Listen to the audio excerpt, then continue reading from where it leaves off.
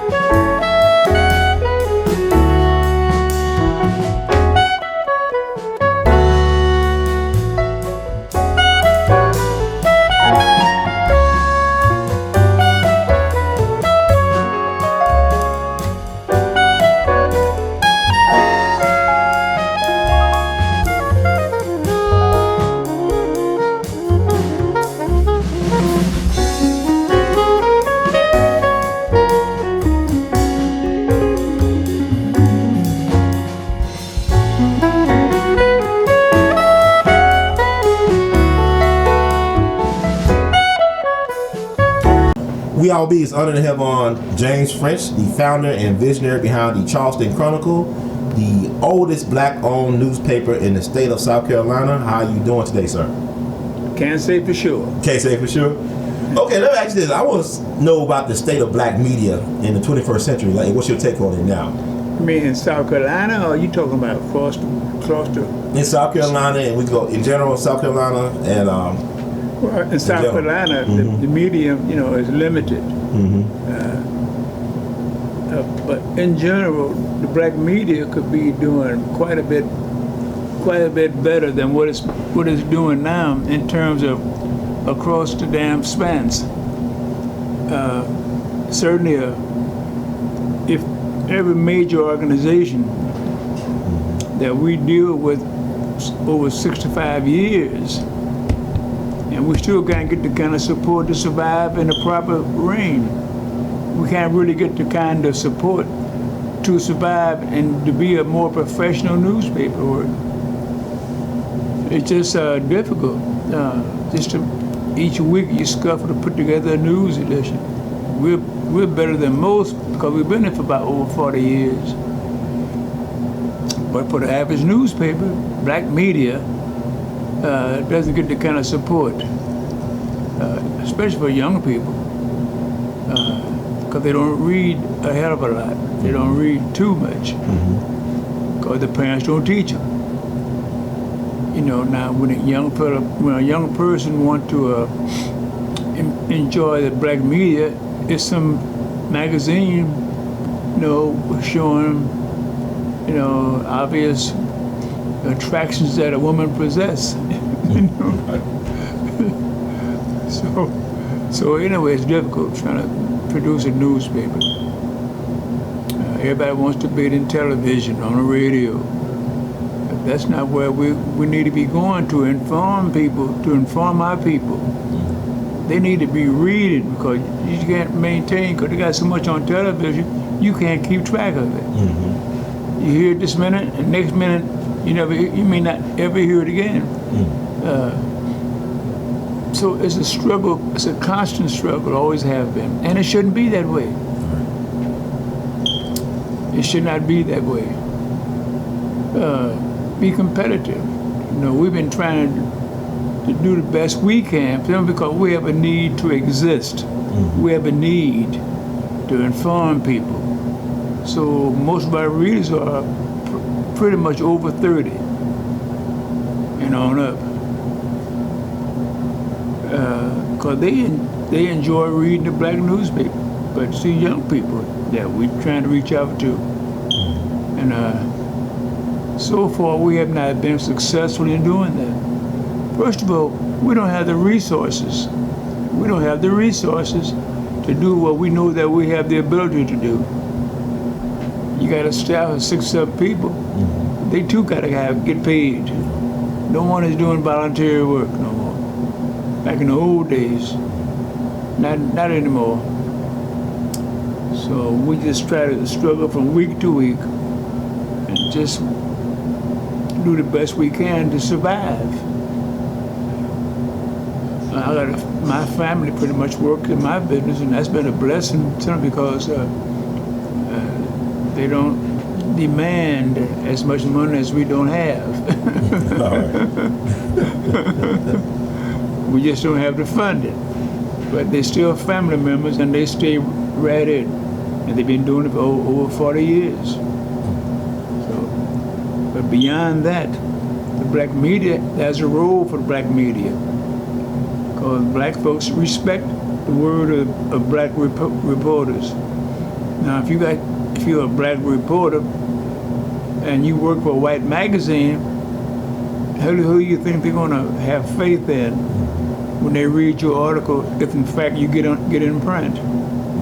Just don't happen. But they got you on the staff that makes them look good. You're on staff. Take some of the largest black papers in the country, like the Michigan Chronicle, the Winston-Salem, Peacemaker, other black publications who have been in longer than we have, but they have dwindled down to just basic survival. In the old days, they could put together for a 6-page newspaper, but now if you get past 12 or 14, you're doing very well.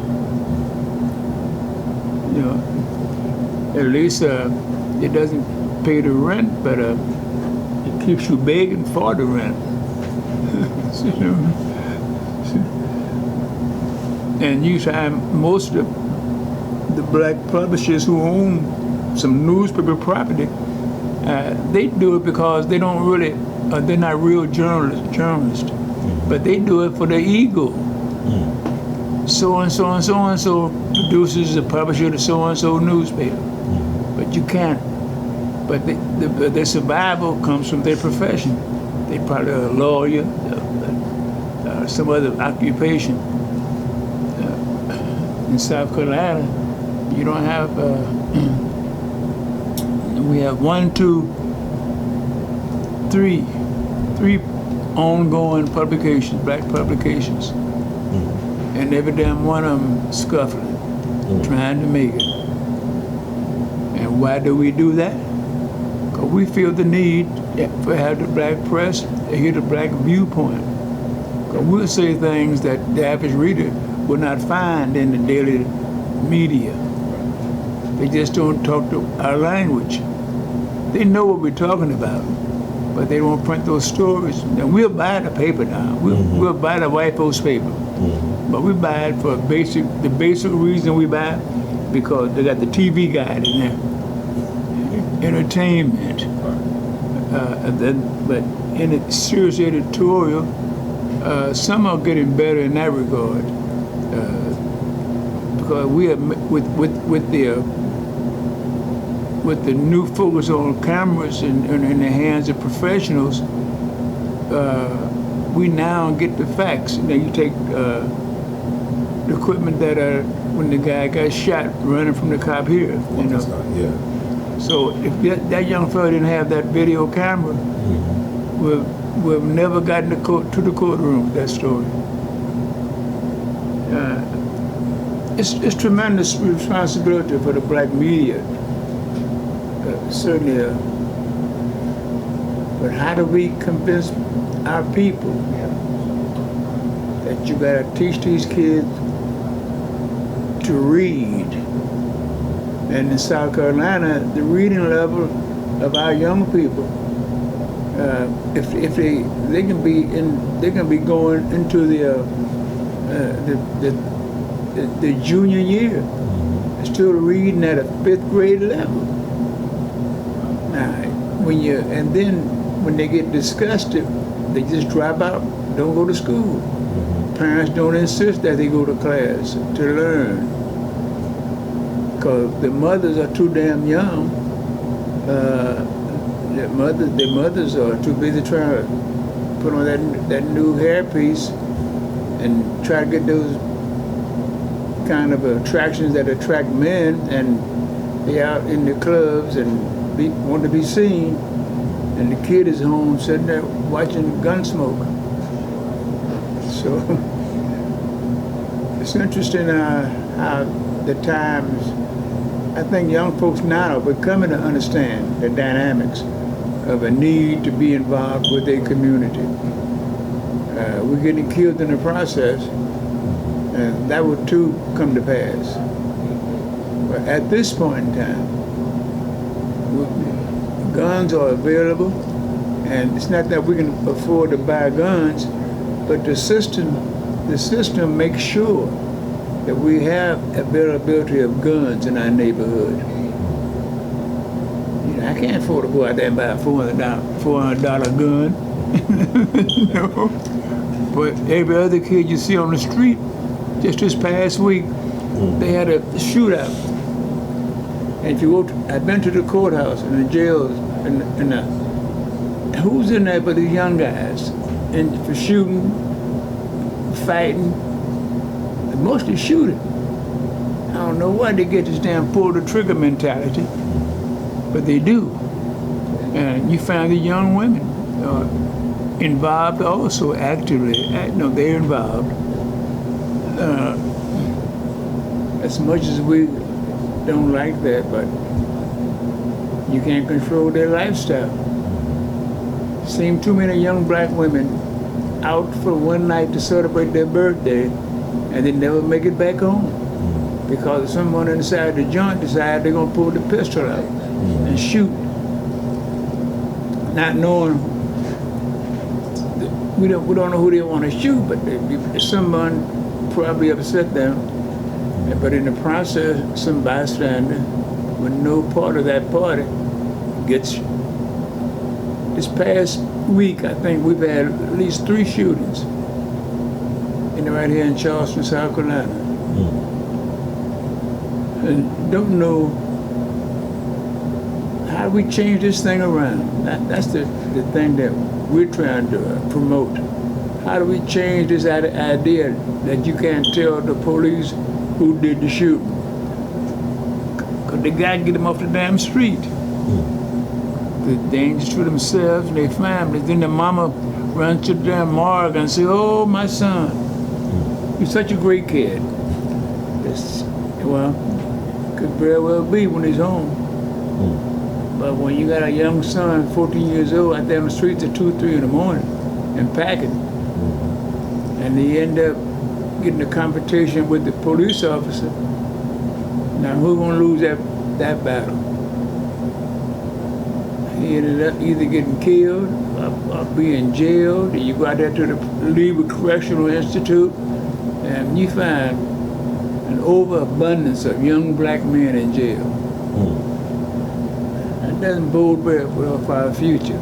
Everybody's locked the hell up. So, but that's pretty much a capsule of my viewpoint on it.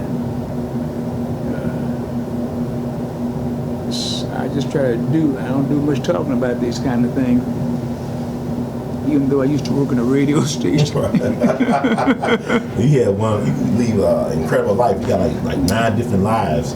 Yeah, maybe that. 20. Yeah. You know, I'm just impressed by that. I had to run 3 radio and TV stations in Cuba, Puerto Rico, and Spain. I was the chief in charge. And I learned quite a bit from that. I edited different newspapers for the military, about 24 years of service. And I've been in every little funky hole you can think of.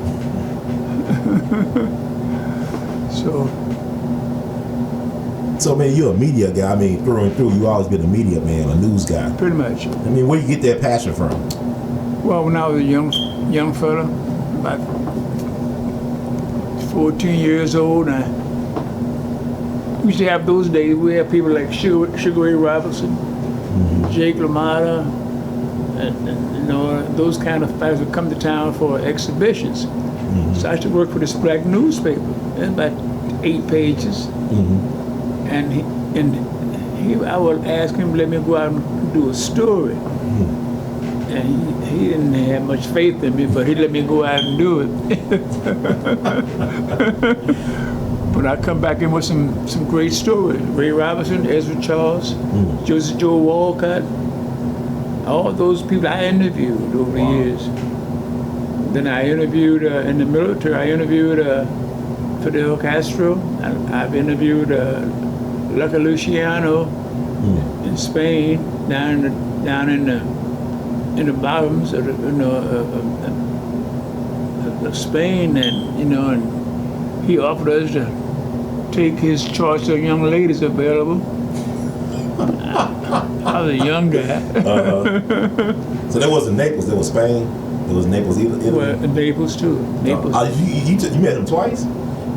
Yeah. Oh, I didn't know that. No, but I interviewed Fidel Castro in the mountains of Cuba. Wow. When he captured a busload of Navy men coming from the city of Guantanamo City. And I've been so many daggone places. Wow. One of my family has tolerated me being gone so much, but it worked out very well. I think so. I mean, why if you wrote memoirs, like working on your autobiography or something, or that's what I keep everybody say. Why don't you write a damn book? Or we could do a movie. And I don't think people believe it that a real person lived that type of life, because you just been all over the place. Even when I spent time in Vietnam, and I ended up with the with the Bronze Star, the Presidential Unit Citation. I had some other awards, but this was in combat though. I was assigned to the 9th Infantry Division, and when the troops went out, I'm depressed. I had to go out with them. Didn't get much sleep, But you sit up on the deck all night long on them small boats that you might see on TV. But when the VietCong would see a black on a boat, they won't attack it. Really? He would say, look at one day I met a VietCong going through some little village called Mito, and he invited me into his compound. They eat in the compound arrangement. And he invited me to meet his family. He's all bloody out from a night's operation. Wow. And he said, look at it. The reason why we don't attack any boat that got a black person on it, he said, we're just like you. We know you don't want to be here. I said, how true that is.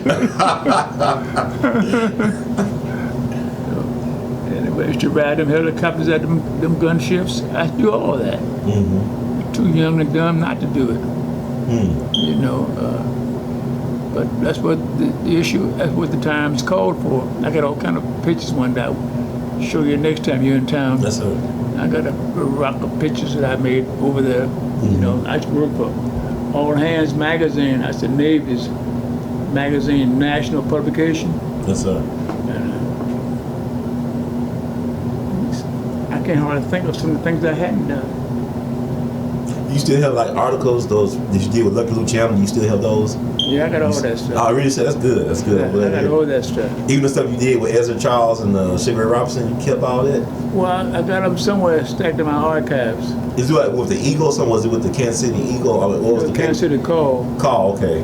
Kansas, and I worked for the paper called in Kansas City, Kansas, where I was born and raised. That was a paper called the Plain Dealer. Okay. And this guy who owned the paper, he was pretty much half blind. He taught me how to develop film, though. Oh, really? Wow. And the fact is, I could go in there and I used to go in there and when people bring in film to be souped up and carried on, right? That was my job. He would show me how to do it. So what happened was I couldn't figure out, then I learned later on why he let me go in there and soup the film. Okay. Because when he bring those people come in that been out with them women doing they do, faggots and everything else. And so they knew I wouldn't see the picture.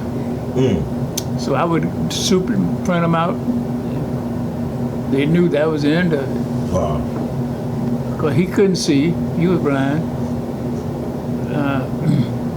It was interesting. Wow. I also know you grew up with some interesting people like, CharlieParker. Yeah. Your friend Ed Dwight. Yeah. Yeah, you grew up with that guy. He was the first black astronaut candidate. Yeah, right. So how was it growing up? Did you know how was it when they was kids? How was it growing up? Well, Charlie used to work would come down. My brother I had 4 brothers, and each one of them had nightclubs and hotels. In the old days, you got a little lady you want to lay down with, you couldn't go down to the White Hotel. So they would come to the shack houses that we had, and the houses you rent a room for $18 for 2 hours. There was a lot of money back then, wasn't it? Damn right. Because you couldn't go nowhere else. Oh, wow. That's smart business. You couldn't go nowhere else. And I used to run the pool hall. But I was a pool shark at 14. Oh, wow. I shot Willie Hobbs, Jake Schaefer. I was good. And I used to make a living shooting 9-ball with the guys who come in on Saturday morning. Wow. And I was just that good. I made a living off of it. This is at 14? Yeah. Wow. 14, 15 years old. My daddy had a pool hall, and he used to cut hair, and he had 2 pool tables. He racked the balls and all that. And then my brother came along after him, opened up an 8 table, parlor. And I used to go there at 9 o'clock in the morning and stay till midnight. And run the pool hall, clean the cues, clean the tables, and rack the balls. And I would gamble on the side with those fools who want to gamble with me. So it was quite interesting. That's incredible. So your brothers, y'all all entrepreneurs basically. Every damn one of them. Y'all never had like anybody. You went to the military. They never have any education. They run a business, and they used to ride the best of cars around town, and gamble down below. And the basement always had a gambling where people come and gamble late at night. And I would sit by the window on the top floor, watch for the cops. One night I fell asleep. Cops showed up. They put us all in jail. So your brothers didn't believe in paying off the cops? No, they didn't do that crap. No, hell no. Back in them days, they had Teddy Pendergrass, those gangsters. Yeah, the machine, yeah. No, actually, you ever had a run-in with those guys? No, I never did. Hell no. What about your brothers? They ever had run-ins with those type of guys? No, they kind of left us alone. The guy that created the numbers game come out of Kansas City.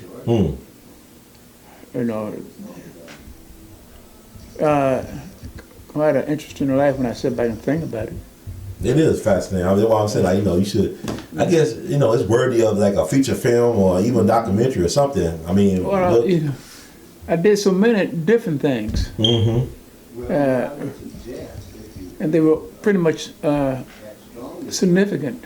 Yes, sir. How about bring me a drink of liquor when you get a chance? Well, actually, this it's like you always been a person who's about technology and the media. Like you always embraced the technology of the time. Yeah. Do you think that the black media will be able to adapt to the 21st century? I'm talking when I say black media, because a lot of people think certain organizations are black media, but they're not owned by black people. No. But they got black quote unquote news and interest stories. Well, I'm saying like the black media, like what you do, owning it and telling our story. Do you think y'all can find a way to incorporate some of like the cell phones or even this stuff? Well, they're doing that right now, though. Blacks, across the spectrum. Yes, sir. It's just that they never had the kind of resource, maybe, to move it to another level. Yes, sir. What I want to do here, I'm at the age now where I need to be sitting on drinking my moonshine. But I want to turn it over to my grandsons. They've learned how to do it very well. But I want to take it to another level. Yes, sir. I want this paper that closed down in Columbia. I want to take that same newspaper and just use this technology. Don't need to leave the office here. But you got the computers now. Yes, sir. before I tried that little jaunt of going down into Columbia with the newspaper, but I had to, before you had to go down to Columbia, and then you got to distribute newspaper. And for 3 months it worked out very well. I had a guy there who could write very well. So I'm thinking about redoing that again. But this time I don't need to leave my office here to do anything. Right. I would hire a couple of people there at Benedict College who have a communication school. That makes sense. That's all right. And I just retain them to give me enough news for a front page. And I take it to the inside because black news never get old. Right. That's right. Yeah, black news never get old.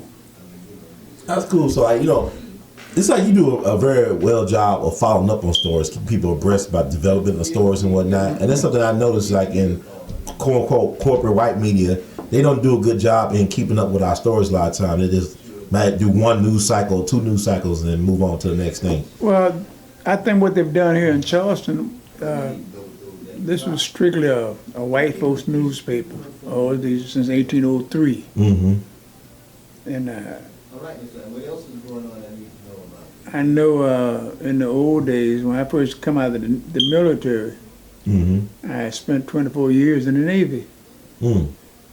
And when I came out, I used to work on the naval base. And my job was public affairs.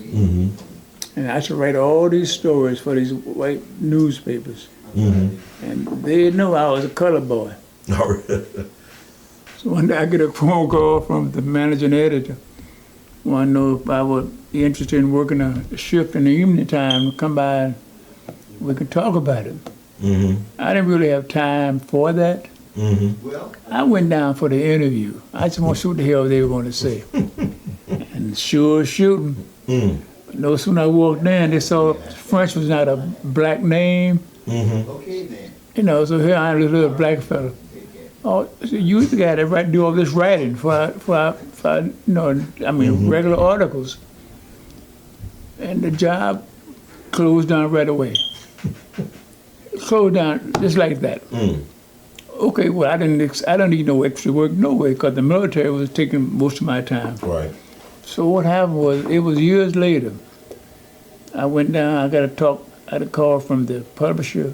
Donahue was, from the News and Courier. He wanted to know if I would just drop in and just chat. And he wanted to know how I got into the business. And when I told him what occurred, he got on this jukebox and called in the guy, the city editor. He said, "You see what you done goddamn done?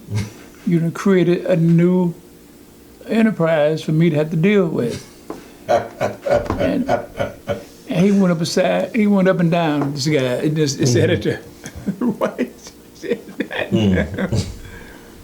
So then, anyway, I joined the South Carolina Press Association, which didn't have any blacks. And I was in the same editor of the News and Courier had to present me my first class award that I won. Wow, that's interesting. Yeah.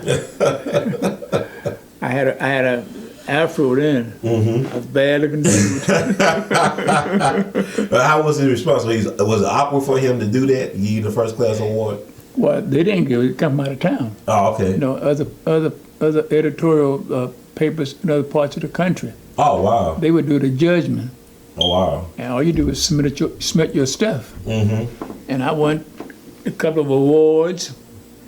I won a whole bunch of awards from the NNPA that we belong to.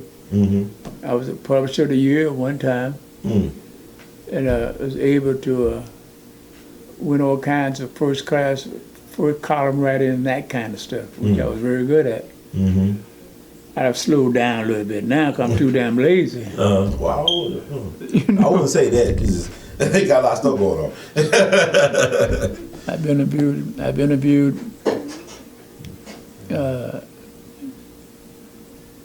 people in Rome, Italy. Interviewed some music like StanKenton. I know you know StanKenton. Yeah, I know StanKenton. Yeah, like white dude. Yeah. Yeah, and King of Bop. They would Like Paul White. they would play in Rome, and we would go in to catch the show, right? And I interviewed them when I was there. AvaGardner was her name? AvaGardner. Yeah. She's from South Carolina, ain't AvaGardner? Yeah, I think so. Okay. And I had the opportunity to interview a lot of famous people. I used to write a column for, at that time, it was a tabloid and media there in Rome. And I used to write a column every week in English, because it was a Spanish paper. But they would write my column in English. And I became pretty well known, you know. I became so well known, I become a sort of I had a bullfight in my honor, me and my wife, Wow. you know, in Spain, because we were leaving, and we had played a role in feeding the poor neighborhoods whenever a ship would come back, heading back to the States. They couldn't take anything with them, whether it was food, supplies, or whatever. And I would meet the ship coming in with a big old half-ton pickup truck. I would go down, unload to my truck, and I would go down to little small villages to take food to the parish and let them distribute it, that kind of thing. That's impressive. Wow. You know, and I used to have I used to sing pretty good Spanish too. I got that like good. not King Cole, somewhere. Well, I spoke very good Spanish. And I would hang out with Spanish people. You know, I got a son over there in Spain now. Oh, you have a son? A Spanish? Not since he was grown. Oh. No. So you told me you got a son over there right now. You keep in touch with him? No, you know, we lost touch, you know. So you don't know where he's at? Or? I know he's in Madrid. That's the last I... So that's just somebody look like you with curly afro or something like that or something. And that is interesting. Yeah. Always so much... It's always been a poor life, you might say. Not on purpose. It's just the way it happened. But what actually is like, so did you make any plans to live the life that you lead? Did you plan out anything into your life? Hell no. And so it was like a big jazz song, like improv. Ain't got a clue. Really? Just things happen. And you happen to be there doing that. I wasn't searching for no stories, I can tell you that. So you were doing some Forrest Gump stuff, right? No, you just look into some stuff. Like you was at the right place at the right time. Man, I tell you, had some pretty mean experiences too. I left. I know when we got orders to.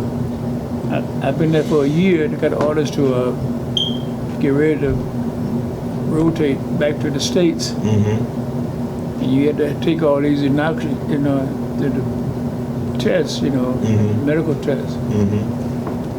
And somehow I went to I was in damn, I forget them damn places. And I went to the airport, heading back to the States, busting with joy, get the hell out of that Vietnam. That's when they had the Tet Offensive was going on. And everybody was trying to get the hell out of Vietnam. I went to the damn terminal to check in, get on that flight. My records were not complete, my medical records. So he said, sorry man, we can't let you fly out of here. So he pointed out to me a dispensary about maybe 2 blocks away. So I'm going through this damn field, it looked like a wheat field. I went through that damn wheat field, look at the split, get them damn shots in my... But I still had to wait 2 weeks before I could get on that flight. Oh, man. So I went back to the terminal, and by that time they had changed tourist personnel on the damn going out flights. But they put a brother behind there. And I went up there like I ain't never been in there. He just signed me right on through. I'm talking about. We ain't here to stay there for 2 more weeks. Huh? He just pushed me right on through.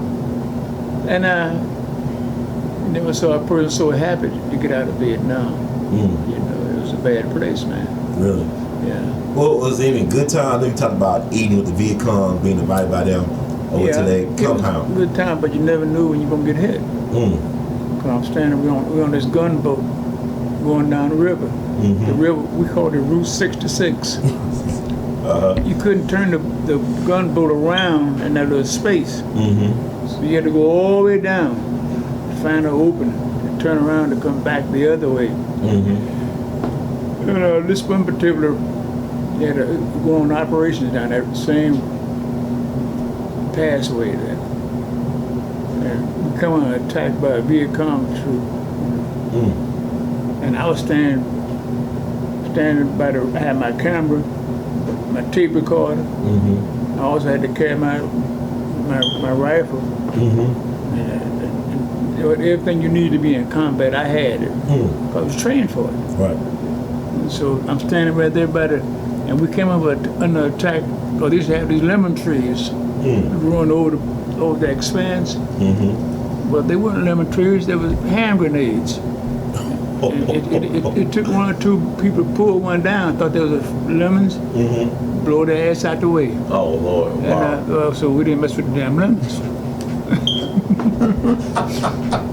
So they had one guy that was standing by me, and I dropped my camera. So I reached down and I picked up my damn camera, and this guy standing beside me, the white boy from King Street. They blew him away with a recordless rifle fire. And I was full of blood and meat, everything, that kind of thing. It was a tremendous, impact.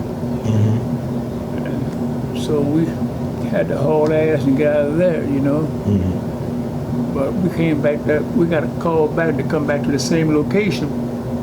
And I met this VietCong early on. He said, but we knew you were on that boat, we'd never hit it. Wow. Yeah. So back to this, did America lose any battles in Vietnam? Well, we didn't win the war. Right, we didn't lose no battles, all right? We didn't lose no battles, because you had too many of us. You had the 9th Infantry Division over there. They was every damn place. So why do you think that people say that we lost the war then? What was the reason why we lost the war? Well, first of all, you had 58,000 people who were killed come out of Vietnam. You got soldiers, American soldiers. Yeah. And out of that, there was 750 some blacks who were killed during that phase of the operation in the Mekong Delta. But it was a war that we always seemed to want to chase down and fight and lose. It's something you don't never forget.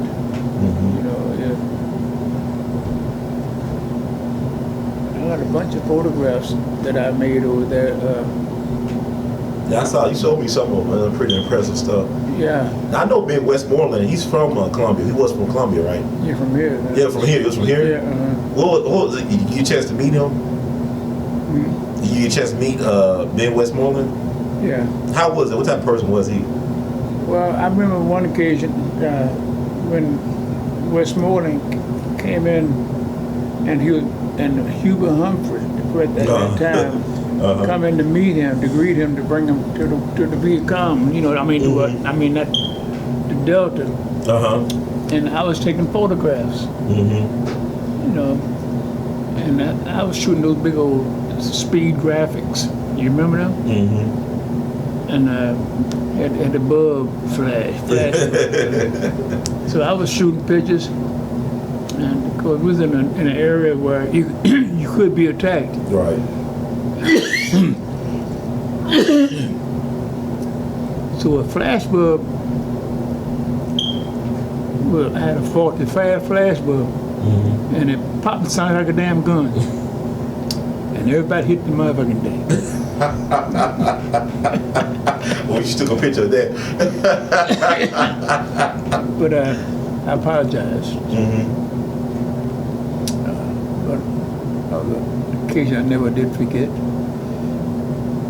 Yeah.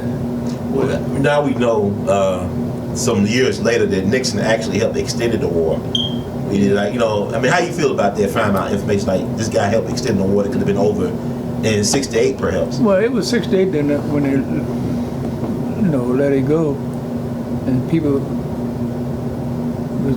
were leaving, especially Vietnamese trying to get the hell out of there. Right. They would rush they had helicopters come in. Mm-hmm. They would rush like hell, trying to get on the flights. They don't care. They didn't care. They didn't care what the hell that boy was going to. Just get the hell out. Get the hell out of here. So before I left, they put me up in a hotel. I think about 6-story hotel for the military, and they had a cat house on the top floor. A club. So I was assigned to a room by myself, and I had all my gear, everything. But I was in such a state of shock. I never did leave that goddamn room. Wow. They had draw shades. I was afraid to even peep out the damn window. So I took all my clothes off, my helmet, my rifle, my boots, and whatever I had military on, I took it and put it in a corner. I said, I don't want to carry none of this crap with me. And when it came to call to catch the bus to get to the airport, to the terminal, first news I had heard in a long time, I was damn near shell shocked. You had to go through them damn jungles. Right. We had to sleep in the damn water-infested, moccasin-infested waters. It would take me to walk from this point to the front of this building right here, about a day's march. Wow. Cause that foot get on that clay. This clay, you put your foot down there and it go down about this far. Wow. And then you had to stand there and pull it up and put the other foot down. Stepping in quicksand. And you never knew who was on the other side waiting for me. So they had a little lieutenant, little white boy, just fresh out of school, and he pointed this to this another white guy, told him to go on point, get in front of us, so make sure ain't nobody out there waiting for us. So this guy said, I ain't going no goddamn way. Not me. But he ended up shooting that lieutenant. Good. He shot the lieutenant? Yeah. This is other soldier shooting another? Yeah. Because he disobeyed the order? He disobeyed the order. No, he shot the guy that gave him the order. Oh. Go on point. So the lieutenant shot the guy that gave him the order? No, he shot the lieutenant. Oh, he shot the lieutenant. Oh, Yeah. Gotcha. And the guy said, I'm not going to go out there because I know what's out there waiting for me. He killed the lieutenant? Yeah. So he got court-martialed. What happened? You know what happened to him? No, war energy. It was just a wound from the war, that's all. He got hit. Nobody pursued it. Never heard no more about it. But the lieutenant was killed. Yeah, he was killed. I heard stories like this nurse, a black nurse that served in Vietnam. She said a lot of times the black soldiers would take revenge on their sergeant, whoever was doing training. You damn right. So it was true. That was true. Yeah, it was. Wow. So war is, what the hell was war then? Like, did it really matter what y'all was fighting for? Like, y'all just trying to fight for survival or something? We was assigned to do the fight. We had no idea why. We didn't ask the question, why I'm over here. I knew I was sent over there. Right. So you just trying to get the hell out once you get over there. Over there and try to survive. Right. So it's not about politics and stuff like that. I'm just looking at not on a soldier's point of view. He was sent there to do a job.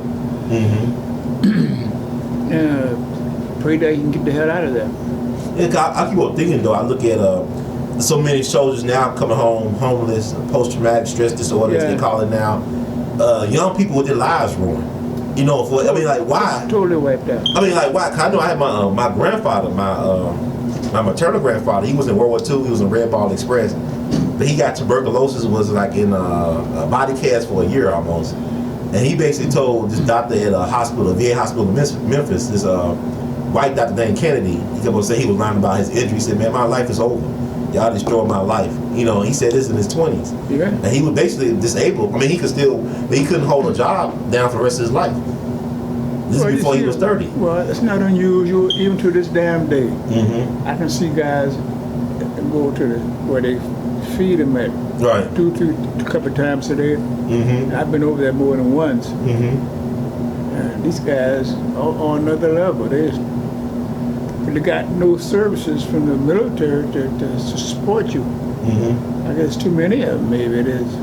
Well, they keep on helping these wars. They talking about support the troops, but keep them out of harm's way, that's what I said. Yeah. But then also I hear about the fact there's a lot of, raping going on in the military. Like, 1 out of every 3 women is raped, 1 out of 5 I saw males. that in the States, but Mm-hmm. but men over there didn't have time to rape. They too busy trying to stay in their goddamn life. Because women would come down at nighttime down the Mekong. Mm-hmm. They would come down in sampan boats Mm-hmm. to where the soldiers were camped. Mm. And they would come in and sell some sex. And you could buy sex for give me that shirt you wear. Oh, wow. And that's all you needed. They need no money. Mm-hmm. They come up in there and sneak them in that damn mud and infested crap. Mm. Get a hit and they get all back in their little boat. That new shirt they just got from the guy. Oh my God, that's interesting. So actually, you have any kids in Vietnam by any chance? No. I caught my first case of claps over there, I know that. Yeah, they give y'all supposed to be something extra. Back in those days, if you had the claps, they give it penicillin. Uh-huh. It would knock it out in about 3 days. Okay. But one people was allergic to penicillin when they got alternatives they couldn't use. Yeah, but at that time, Mm-hmm. we go to sick bay and get a shot. But you had 3 days before that stuff disappeared. And we used to go to the damn cat house. And if you come in town, you had 4 hours to be in town to drink them up. And maybe get something to eat. Because that's on the side of the road. That's where they have their little coochies right there. And I would always buy me a big old thing of spaghetti. That's what I trust. I ain't trust nothing else. Well, you ever go to that famous, I guess it was ran by some black folks, a famous bar over there for GIs? Where? I think it was over there. There's a guy named Atkinson. You ever heard of him? No. He was from, North Carolina. I don't know if he was over there or another part of Southeast Asia. But was there any bars you went to, like any famous bars? Like No, they were all they had some black girls, mixed race. Uh-huh. And they were always the one that the white guy, the soldiers wanted to give $5 to. Right. And they made some damn money. But they would be a choice selection. Mm-hmm. And we said, so you got this long room here, like a bamboo hut. Yes, sir. And each one's petitioned up, got an old straw bed, Mm-hmm. and each one is petitioned up by a little thin curtain. Mm-hmm. But you could see through the curtain. Mm-hmm. You could see all the way down the goddamn country. Everybody's ass going up and down. Beautiful music. And then you would look on the side of the wall. Uh-huh. You see all these condoms that guys don't use. Wow. And they throw them side the wall. And they stuck. And they stick. Okay. I went there the first time. I said, "Oh, I can't stand this shit." I said, "Look, you keep the money. Let me get the frick out of here."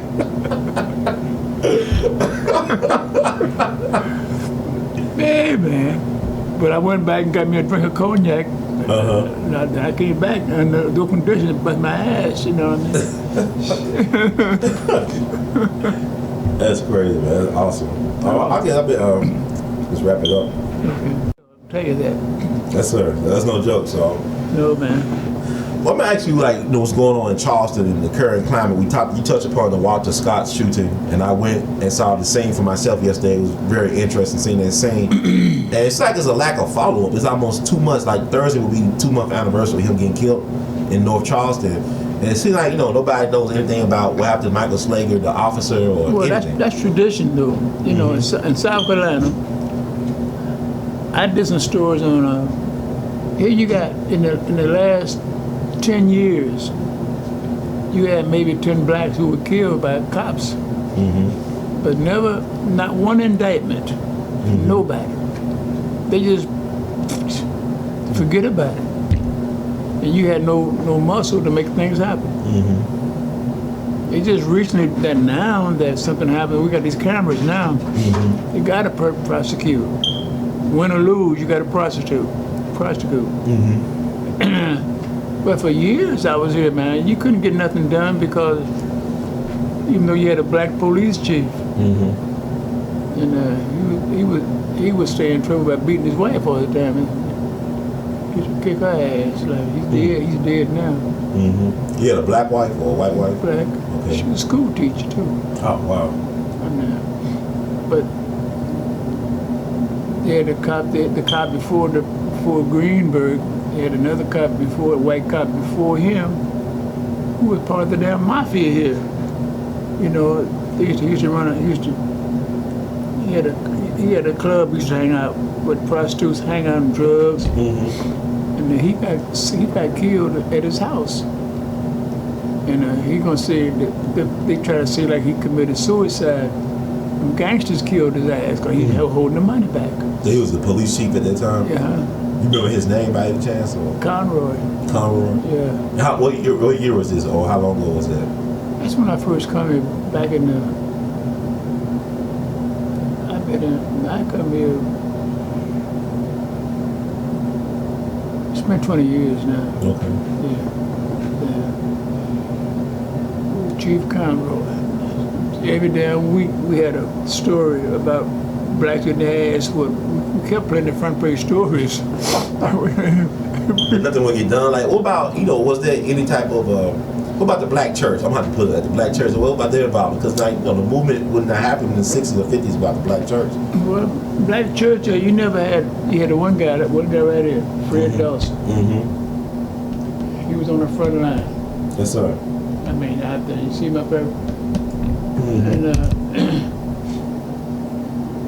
Fred Dawson, he was the man. That's when, back in those days, that's when black folks were pretty much active. They were active in terms of, as you can see, you don't see that kind of coming together then, like now. I see Chief Conroy on that bottom picture there, But black preachers never got involved with too much. Just now they're beginning to come together, to work together. They got a Wednesday night, they got a rally, by the black preachers calling a rally Wednesday night. It's coming Wednesday. And consequently, people are trying to come awake, trying to stir alive a bit and raising hell. You take the 1969 hospital strike, ain't nothing changed. And people, they closed down this whole town. Dr. King's wife came here, AvaGardner came here, Walter Reuter came here. And they had to call out the National Guard. But Memphis University is the same as racist son of a bitch you ever seen. And you can't get folks to even join because every key player in this town either is white, worked at Medical University, or somebody in the family worked at the school board, and they're neutralized. Their intern and input to what they do when issues hit the table. It's find the same people, Robert Ford, people like him. And it's been a slowly evolution of black folks trying, because we've been conditioned. The slave days, we've been conditioned. I was sitting there the other night watching, the day of Abraham Lincoln, how the slaves and how,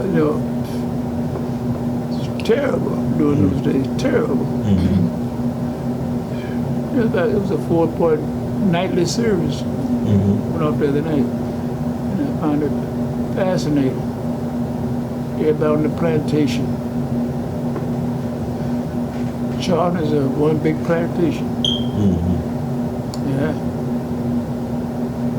Now they've been putting niggas out from downtown. It used to be 80% black folks. Now it's down about 29%. Wow. And it's dropping. It's steadily dropping. And it's still dropping, you know. White folks sell these old houses that maybe cost $25,000 to build. They turn them to shit $100,000 now.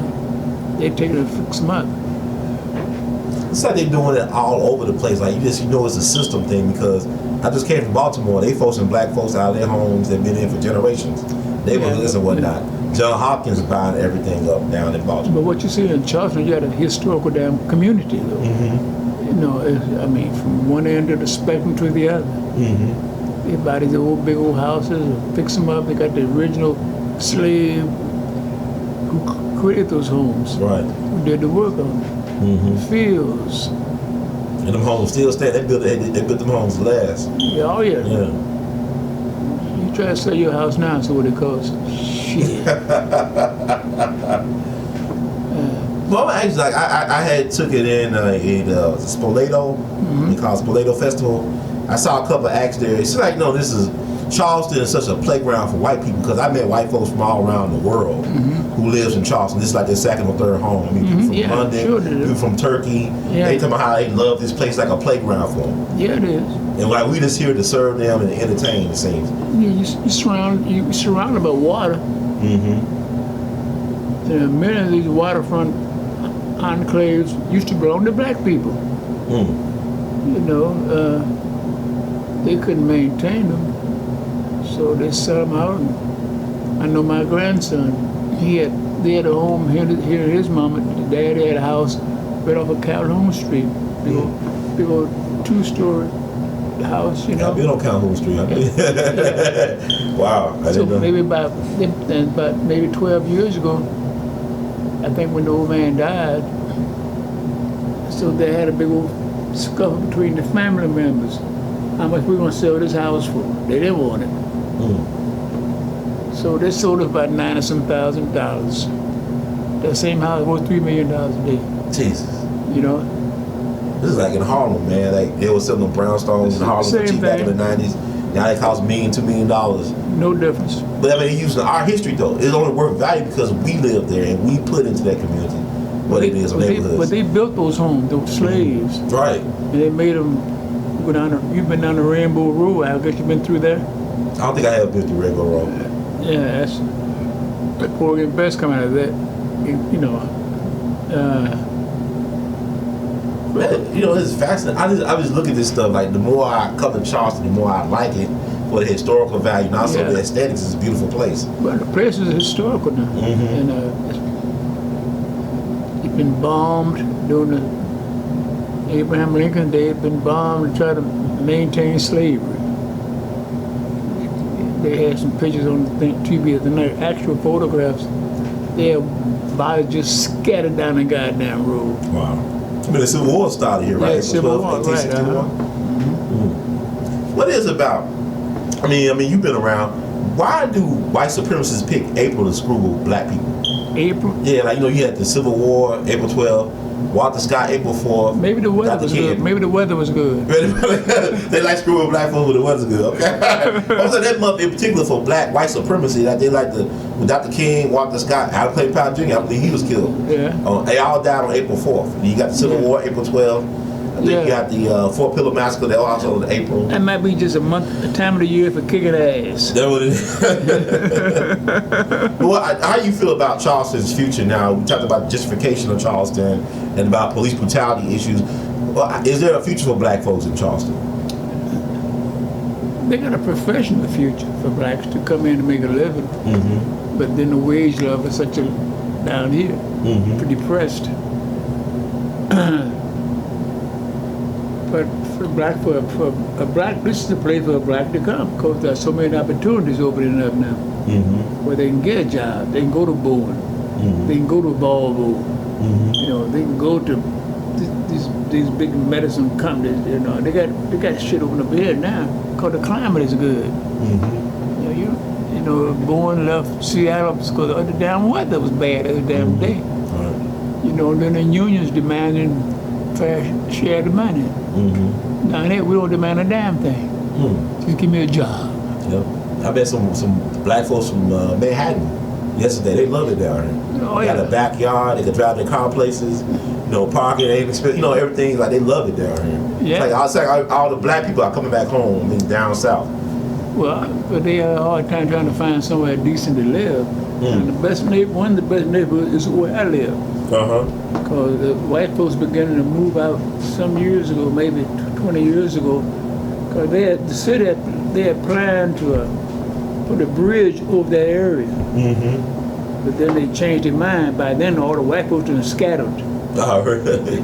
You know, because when I bought my house, it just cost $25,000. That's a nice area, too, man. Y'all like, You know, that's nice. $25,000. I got the biggest house a lot on the damn neighborhood. Wow, that's a nice area. I've been over there. You know, I couldn't afford that house now. Uh-huh. You know, I couldn't afford it. Y'all right by the waterfront. I mean, like, y'all, it's a Well, nice I ain't got area. no water around me, but close to it. You know, but it's a nice place to live. At nighttime, be so quiet out there. That's fascinating. So I'm gonna ask you, okay, like you said, what about starting a business as a black person in Charlotte or Charleston, excuse me? Well, you have a difficult time trying to get the money from the damn banks. See, that's why I want to ask you, because I'm thinking about you started your business here. It's been going strong for a while. But you say you have a difficult time, you know, creating revenue, generating revenue. Well, I got mine. I bought this building. This building here right now. Oh, you brought this building. You own this building. I just paid for it completely last month. Oh, wow. That's great. That's So this is great. my Buffalo building. You know what I mean? Now I can put it on the market. And if I get by $1.5 million, I'm gonna sell this some of the bitch. Well, it's like they moving down this way. They trying to take over stuff here. I mean, Yeah, well, I had a couple of offers. Some guy coming by here today. So I got a real estate buddy, black fella. He's gonna bring some clients by today to take a look at the property. This property right here. So you think about moving, like what? Well, I'm thinking about leasing it out, and maybe just maintain this side for the newspaper. I'm opening that trophy shop up again. I put my daughter in there and let her run it. And then the other side, I run it out to whoever want to put something in there. 'Cause I think what someone wants to do, they want to take this building in, buy the whole thing and flatten it down and put a little mini hotel. Yeah. What about the houses back there? Had it been there for a while? They just got built. No, they've been open about 2 years now. Okay. And the goddamn guy who owned that was a football player when they played for Detroit Lions. Okay. He's living up the road here. But, Was he a quarterback or something? Black quarterback? no, he was a fullback. Okay. But but he bought 12 units down there. He built those 12 units. And right now, each one of them selling for $300,000. That's a smart investment, right? I mean. I think he sold it out too. But so I'm looking at this building right here, and the building right next door. Guy want to sell this property. He got a big old place over there, 3 levels. So we've been talking. So they want to. I'm sorry, we sell this whole goddamn block. Shit, You know what reminded me? I had a conversation back in April in Nashville with Sister Rosetta Miller Perry. She said she knows you, the Tennessee Tribune. Yeah. And she was talking about how she owned her building, the 501 Jefferson Street on historic Jefferson Street down in Nashville. And white folks, they try to make offers about her stuff, and she ain't trying to sell it. I'm in no hurry to sell it, but if I get me a damn good offer, you can't refuse it. I understand that. because Charleston is changing. Is it changing for the better or for worse? Or is it like Well, white folks took over, so you figured out. why actually black people in the future? That's why I asked you. That's why I had to ask you that because You got a future here, sure. I know some people that I know. Lady just had a house on Hilton Head, a lovely home. Her and the old man always playing golf. So he got some kind of disease that he can only be treated here at Medical University. So they sold their property in Hilton Head, and they just bought a piece of property out here in North Charleston, man, and one of those fine locations, big house, got three levels. Wow. And they just two of them. Why didn't you out that house for? They can't even, they can't even climb they can't climb the goddamn steps. What the hell is about then? Like, they stay on the first floor all the time. Must be. Well, it's just like, what do you think? When is gonna be the next French or Parrot reunion coming? Well, all them folks are scattered and either don't keep no contact. We chat. Had a lot of people come out of Detroit. I mean, Washington. Washington State. Yeah, like you take I got some kin folks. Damn, get too old to think sometimes. No, you fine. You good. You just know too much shit. That's all. Curtis Mayfield is part of my family structure. The singer. His uncle, his cousin, he's a well-known writer. Julian Mayfield. Yeah. And he passed. They both passed. Yeah, right.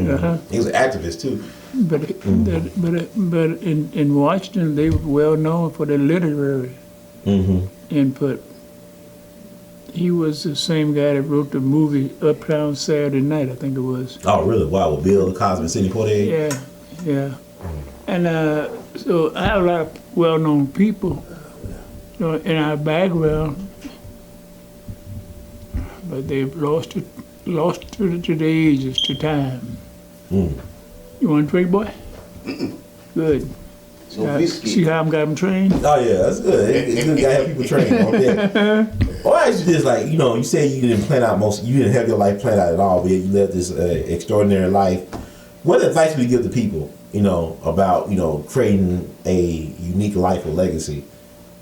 I don't think you can set out the goals for you, what your life is going to be like. You don't know.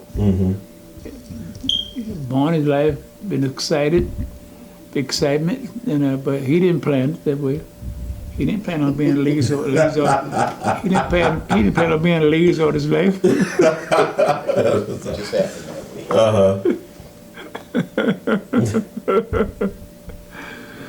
Yeah, events control your future. Things, thing you can't plan. Well, have you ever missed an opportunity? You feel like you missed an opportunity? You have any regrets? Or any missed opportunities you feel like? No, not really. My family's been right there by my side, and they've been working with me, being patient with me, that kind of thing. But now we have lost Charleston. You can bet that. At least at this point. And we lack the creative ability, or we lack the essential need to challenge the system. Because everybody's been I got the word for it. It's to say, anyway, we've been, like you used the word gentrified. We've been gentrified. It's a beautiful place here. Got places across the islands, man. People have some lovely homes, black folks. But now they, like in Greenville, where my father come out of. Where he did, where he was brought up, it's a golf course, Wow. And so it was a place where he was actually born and raised? Yeah. They got married in Joplin, Missouri. Yeah, well, they got married before then. Okay. But he had to leave when he killed that white man. He had to leave the same damn day. That didn't be a movie too. All this stuff is just crazy. It's not crazy. Yeah. But it's like, this needs to be told because people don't believe this type of stuff unless they, wow. Yeah, my old man told the white man to quit having that cow crossing that fence, the border, against his property and the white man's property. He had an old mean-ass cow, a bull or whatever he had. But my mama had to hang the clothesline. That old bull knocked that fence down every damn time. So my old man told him twice. the third time, he went in and got his shotgun, come out and blew his ass across that field. And he had to leave the same day. Mm. That's why we had to change our name to Perret. That's my, interesting. I think you'll find most black folks have, when they research the history of themselves, I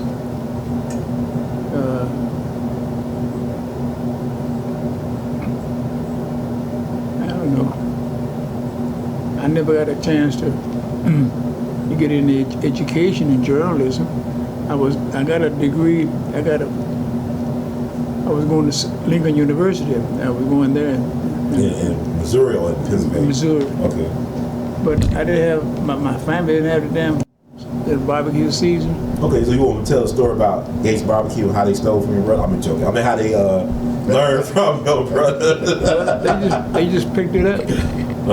How did it happen? Yeah. So, but Gates,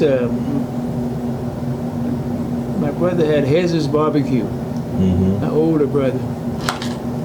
And he made some of the best barbecue in Kansas City and Missouri. And he made them big old, that's when they had a big old barbecue hamburgers. Oh. And he was tall, by 6'4". He got in trouble when he was coming from Missouri to Kansas, like going to Mount Pleasant to Charleston. And he was coming across the Missouri Bridge, Missouri, and some white kids, out on a lark, calling him all kind of niggas in his car. Like, he always carried his shotgun back in, big old shotgun. And he just took his shotgun out there, motherfucker, boom. And the white girl didn't kill her, but she was paralyzed the rest of her life. And he had to go broke, try to stay out of goddamn jail. And then Brother Tom had a restaurant, a barbecue joint down on the other part of, about 5 blocks from his place. And they made pretty good money. They all had liquor stores. They were all entrepreneurs to not have no education. Had a whole house, gambling joint down in the basement. So they had a whole house? Yeah. Okay. Yeah, you come in and spend $18, you get 2 hours sleeping time.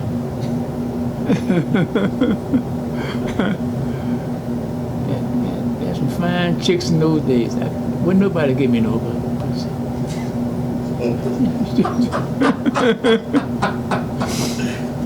I was a young guy then, see. I was telling him, when I was 14, I was a pool shark. I was born up in the pool hall. That's all I did. All day. Clean them up. My daddy had a pool hall. He had 2 chairs, and because he cut hair in the front and shined shoes at the same time. But he raised all of us. We never went hungry. We lived in a little 4-room house. Wasn't as big as that house on the corner over there. 10 kids. Outhouse, toilet house outside. We had a big shot, so we had 3 holes in the damn toilet. That was considered big shot. So y'all was born in Kansas City area. All 10 kids were born in Kansas City. Yeah. Man, wasn't no such thing as running water. We had to go to the well to draw fresh water. Now we finally got a sink put in the kitchen, but you didn't put no hot water out, just water. My sister used to sell wine out the window. She cooked a big old pot of chitlins for the guys, Then name's Goldie. She died here about 3 years now. But she used to go to a guy named Seldom Seen. And one day he come in there all drunk up, want to whoop up on her. She was kind of dumpy anyway, heavyweight there. He come in and want to whoop on her. He had an old 8-string guitar. When they had 8-string guitar. He come in for that wine. They boys get in there, drink that wine and play the guitar and sing them old blues. One day he come in there and bounced her upside her head. The last time he did that, No, he wasn't that flopping that old straw bed like that. He went there and laid down. She put on a goddamn bucket of hot water on that stove. Filled that son of a bitch with hot water and lye. Oh God! Wow. And he lay on the bed, numbered his drawers on. She lit him up. That motherfucker turned speckle white. That lye. And then she went outside on the front porch and got some chicken bones. They believed in that chicken bone shit. And so she would put that chicken bone on the front porch so he couldn't cross it. And he wouldn't cross it either.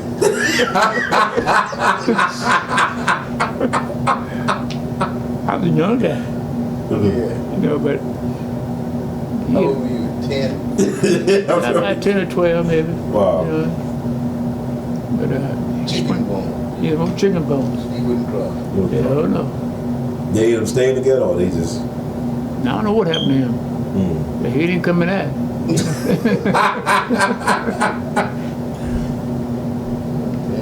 So your father, he died getting ready for Sunday school? Is that the story? Who's that? Your father. He died out standing foot of the damn bed.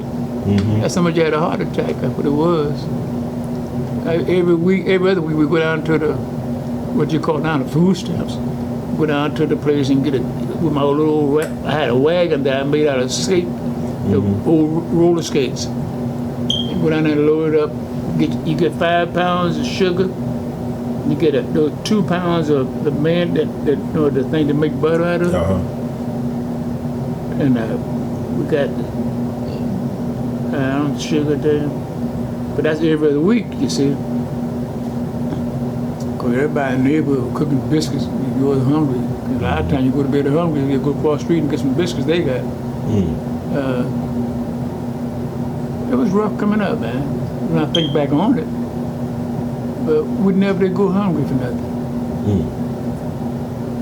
My mom used to work for the white folks up on the hill, which is like walking from here. So you walk from here and say to Jenkins Office, for instance.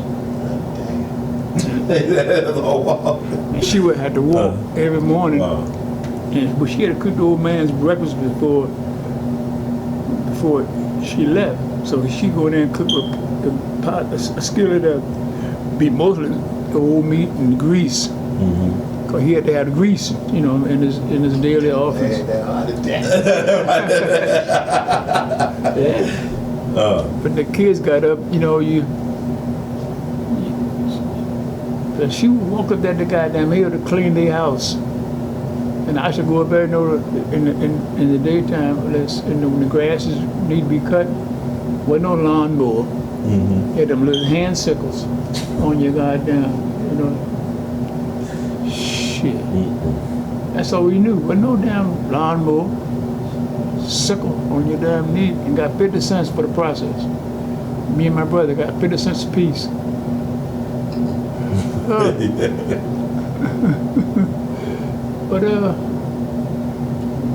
we lived in a poor neighborhood. The 2 guys down the street there, they was faggots, you know. But they stayed sharp. They were clean all the time. His name was Frederick. One guy named was Dale. Frederick and Dale. Yeah, Frederick and Dale. That's an interesting name. Frederick and Dale, man. But everybody got along fine, you know. Had some big league gals some days, too. Damn. Shit. So you think the house is still around? No, they tore it down. They tore the whole neighborhood down? Yeah, tore the whole neighborhood down. Church next door that tore the whole neighborhood down. And the church is still there. I used to, on Sunday morning, I could look out of my bedroom window, my room window, and look over into the church what the choir was saying. And they be over there shouting, you know, I was a Catholic, you know, so that wasn't part of my problem going there, but I used to hear them sing. And the old preacher had a house in between my house and the church, that little small house. And on Sunday morning, he would go About 11 o'clock that morning, he would come back to his little place, and next half an hour, you see a little sister that had her butt up in there. One of them choir members. Uh-huh. You know what I mean? And then he would go and take it out of the end of it, and then he'd come by the house and get some chicken. We couldn't eat until he ate. I said, that ain't fair. You get the biggest piece? You get the big one. You know he had a big old damn breast. But it was, when you think back on it, it was growing up. It was growing up. I used to work in the fruit market. So I made pretty good money just selling fruit, fruit stand, vegetables and that kind of thing. Worked with my brother other parts of town, running his ventures over there.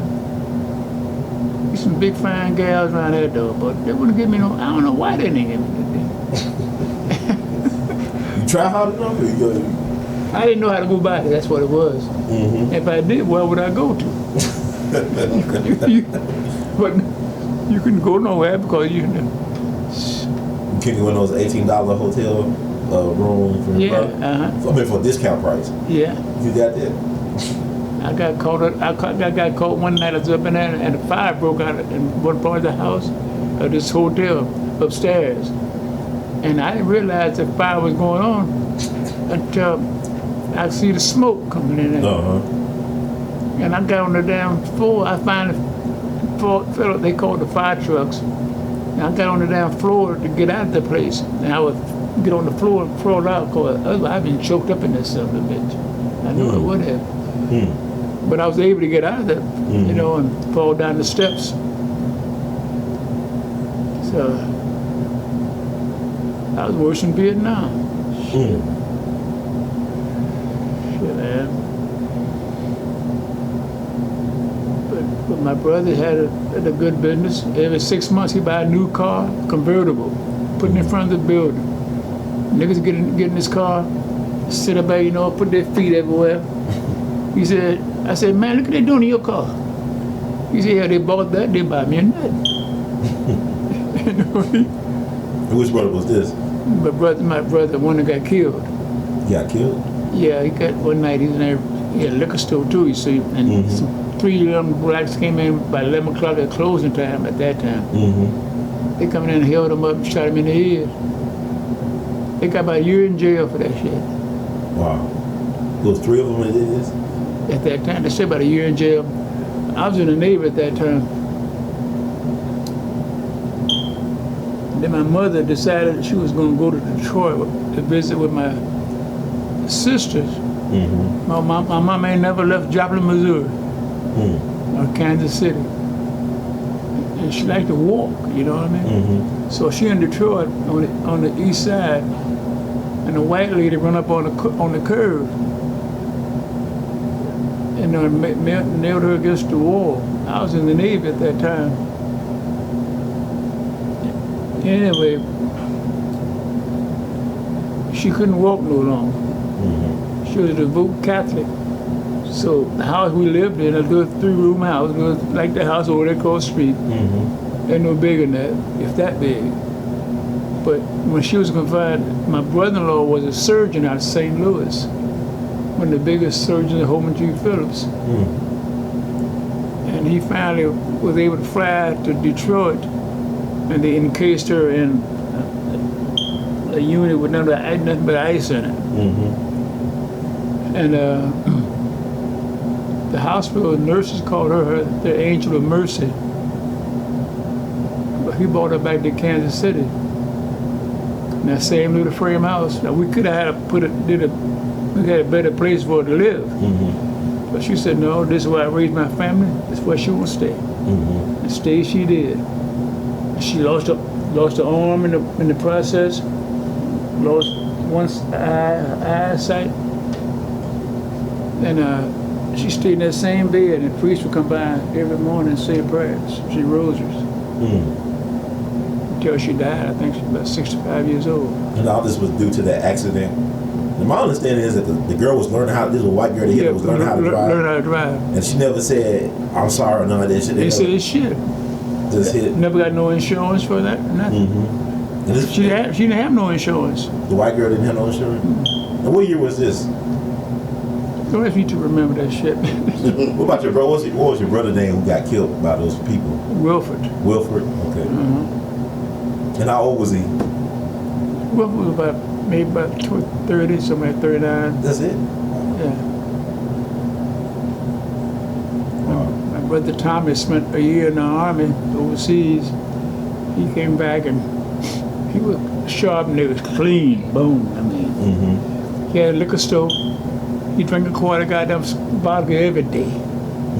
I thought he killed his ass. He died when he was about close to 80, something like that. So we have long family bloodlines in my family. I see. Yeah. But he was drinking the vodka every day. He still lived to be 80. That's impressive. You drink vodka every day. He almost died. But I mean, he drank a full damn bottle. He drank a full bottle? Yeah. Shit, hell no. He was functional? Yeah, you never saw him drunk. Would you ride the car with him? At that time, I won't tell you where I went to. That's interesting. So I've been some of the folks from Kansas City. I mean, them French women can't get along with each other though. It sounds like. Well, they always at each other's throats. It wouldn't sound like. I don't know for sure. I just my brother had the joint down the street. My other brother had a liquor store, barbecue place. My other brother, about 2 blocks down this way, he had his own business. I think one Christmas night, my mom had gone by there because she had this spring coat on. Cold Kansas. She had a straw hat on. She went down to want to get some money from my brother to buy us something to eat. But anyway, he didn't treat her properly. He didn't treat her right, you know. But that same night, it was Christmas night, my brother was on that end, my other brother down here, and they were shooting at each other. I don't know what, they were arguing about something. Your brother having a shootout. And he does. Yeah, they had a shootout at each other. Didn't nobody get hit. But Wow. there was some bad blood between them two motherfuckers. So they never made up. They never reconciled. Well, they got over it, but Well, over a woman, or you ever find out what it was about? I have no idea. Drunk the last vodka bottle or something? What was that about? I had 6 sisters, you know. And so we had a wash pan in the kitchen. We had just a running water, and black water, just a cold water. And they would go out. They were all very attractive girls. And they would come back at late at night. They'd been up their foot up in the air somewhere, and you could smell. But I had to wash my face in that water.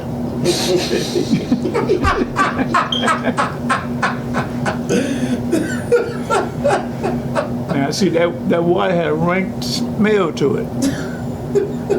And my skin, when I was young, my skin was bad, man. And I blame them to this damn day.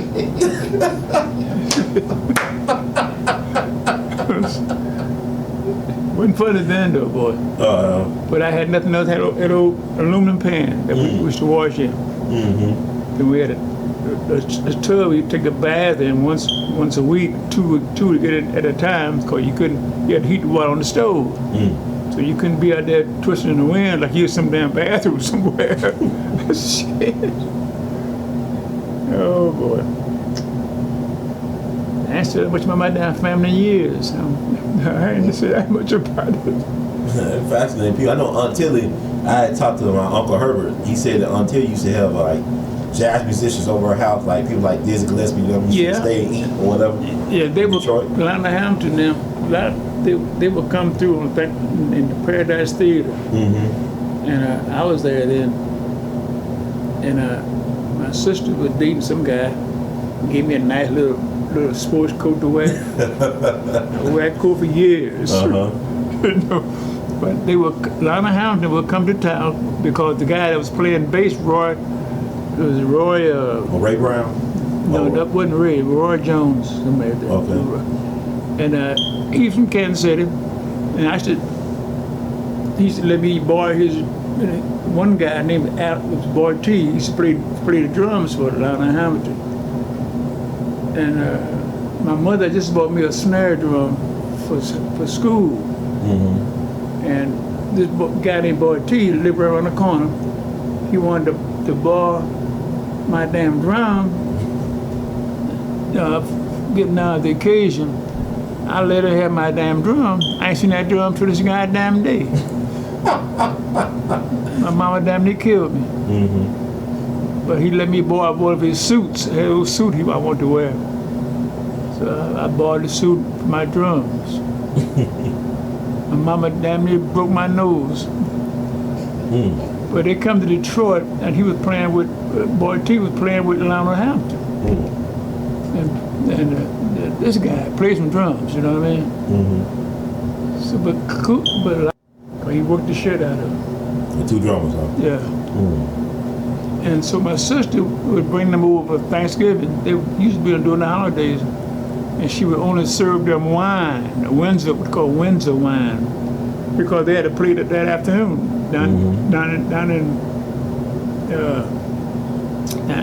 on Hastings. Is that in the North End? Yeah, and down Paradise Theater. And I would go down there, and I would have sat in on the drums, you know. I wasn't the only one playing there. I was just the back of it. And I was playing bongos more than anything else. And I was pretty good at it. But I don't know. But that's how I got to meet all those musicians. Louis Jordan would come to town. BoDiddley would come. I was sitting there with BoDiddley playing bongos. Wow. So I wanted to be a musician, right? But that didn't last long. I went hungry too many goddamn nights. I said, this ain't gonna work. You know? Did CharlieParker stop by? Yeah, CharlieParker. I went to Detroit. I went down. He was playing downtown at the theater, and I went down to catch the show. Me and my girlfriend I was dating at that time, girl who later married Ray Brown. I'm sitting in the audience. He spotted me from the stage. He stopped playing. I want you to meet a boy from Kansas City. And I went up on the stage. I wasn't doing shit. I was embarrassed more than anything else. So he handed me a cigarette. Well, I never did smoke, even to this day. It was a marijuana cigarette. I didn't know that. He gave me a joint. I said, man, look at my hands out of here. Oh, Lord. Wow. I do so damn much in my short time. I'm trying to figure it out, man. You also... Huh? You've been around a while. Yeah. But you know, a lot of folks been around for a while. They ain't really do too much of anything. They might have stayed at one place their whole life, whatever, or just did one thing all the time, routine-wise. It's like this, mix it up. My sister, not my sister, but my wife's, what the hell was that? Oh, back. My lady that belonged in our family, she was a gospel singer. She used to record. And she'd get to singing and shouting them goddamn church songs. Everybody be crying.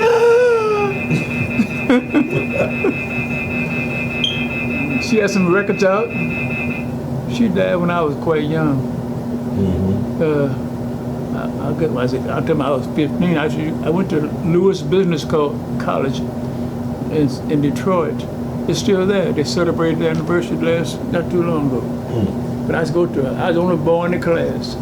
28 students. I was the only boy in that class. And couldn't nobody out-type me. The champion of that in that class was Cortez Peters, I never forget it. That son bitch could type 125, 30 words a minute. And I got into a contest with him. I didn't beat him, but we had the equal amount of speed. I can make a typewriter talk. Shit. Only boy in the class. I'm supposed to be the best. Then I was taking shorthand. I got good at that. And I never remember the night one of the girls in the class, oh fine motherfucker. I had a car then. So she had me give her a ride home. It's snow on the ground. I had some plans, you know what I mean? Mm-hmm. Till I got in front of her house, the car door slammed open. And the girl's old man reached in and pulled her ass out on the goddamn He pulled out that damn car, whooped her ass, and I burned rubber. I ain't never looked back. Yeah, that's the girl brought up, she ended up marrying Ray Brown, and was Cecilia. And she's in California now. She's a big time shot out there, but I think when he died, we used to go together in Detroit. But I was getting ready to go to the Navy.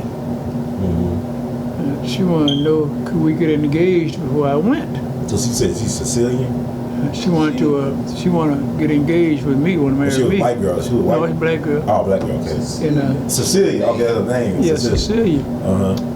I went, but I was just getting ready to go into the military. I said, I'm going to go to the military and leave you here? No, baby. So I get a letter from her about maybe a month and a half later. She said, well, if you can't agree to engage and give me a formal engagement, I'm through.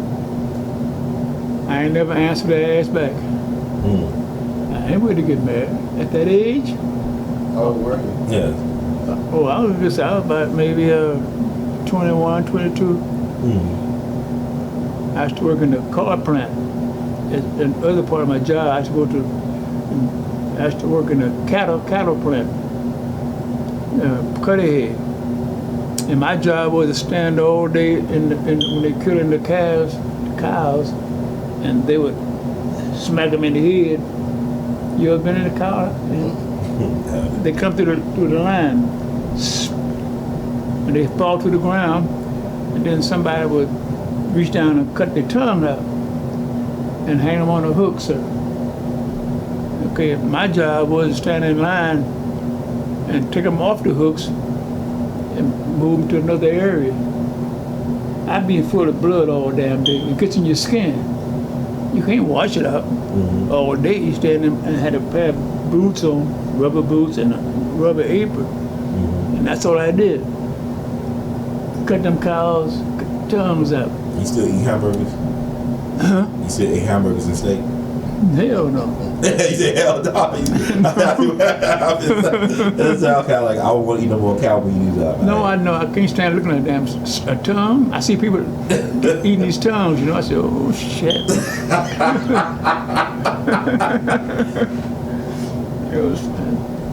They had the big stockyards in Kansas City and Detroit. But I was making pretty good money to be old dumb boy and never had no education. I had a job. Enough to buy me a new shirt every other week, a pair of pants, they called it then. I was clean, baby. Shit.